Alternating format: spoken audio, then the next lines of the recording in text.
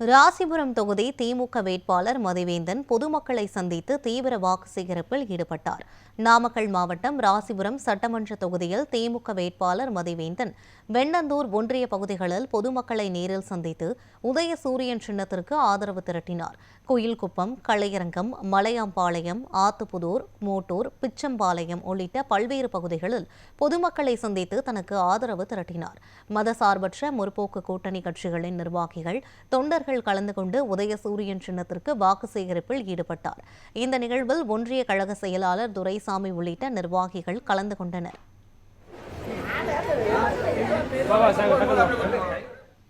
Doctor Mathivendhan பார்த்தீங்கன்னா கடந்த சட்டமன்ற தேர்தலில் போட்டியிட்டு இந்த தொகுதியில் அமைச்சராக தேர்ந்தெடுக்கப்பட்டார். அவர் தேர்ந்தெடுக்கப்பட்ட விவரம் பார்த்தீங்க அப்படின்னா, நம்ம வெண்ணந்தூர் யூனியன் சேர்ந்த போதமலை மலையில் பார்த்தீங்கன்னா மக்கள் சுதந்திரம் பெற்றதுலேருந்து இன்னைக்கு தேதிக்கு வரைக்குமே அங்கே எந்த ஒரு தார் சாலை வசதியோ எந்த ஒரு சாலை வசதியும் இல்லைங்க.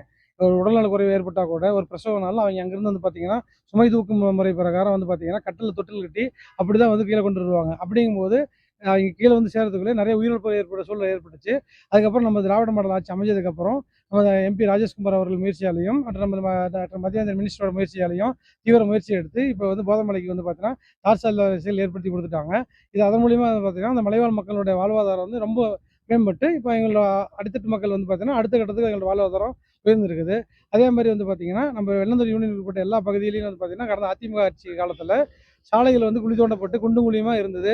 சாலைகள் இருபுறம் பார்த்தீங்கன்னா முட்புதர்கள் சூழ்ந்து, அதாவது எதிர்வர வண்டியை கூட எதுவும் அடையாளம் காண முடியாத அளவு இருந்தது. நிறைய விபத்துகள் ஏற்பட்டது. இப்போ நம்ம திராவிட மாடல் ஆட்சி அமைஞ்சதுக்கு அப்புறம் பார்த்தீங்கன்னா சாலைகளோட தரம் மேம்படுத்தப்பட்டு அனைத்து பகுதிகளிலும் குக்கிராமம் உட்பட அனைத்து பகுதியிலும் சாலை வசதி மேம்படுத்தப்பட்டாங்க. அதே மாதிரி எல்லா பஞ்சாயத்துகளையும் யூனியன்லையும் பார்த்தீங்கன்னா டிச்சு வசதி இல்லாமல் இருந்தது. அதெல்லாம் மேம்படுத்தி தெருவிளக்கு வசதி அனைத்து மேம்படுத்தியும் பண்ணிட்டாங்க. அதனால அடுத்து ஒரு சட்டமன்ற தேர்தலையும் பார்த்தீங்கன்னா மறுபடியும் மதிவேந்தன் அவர்களுக்கு வாய்ப்பு கொடுத்துருக்காங்க. இந்த தொகுதியில் அதிக வாக்கு வித்தியாசத்தில் ஒரு வெற்றி பெறுவார் என்பதை நான் உறுதியோடு கூறுகிறேன்.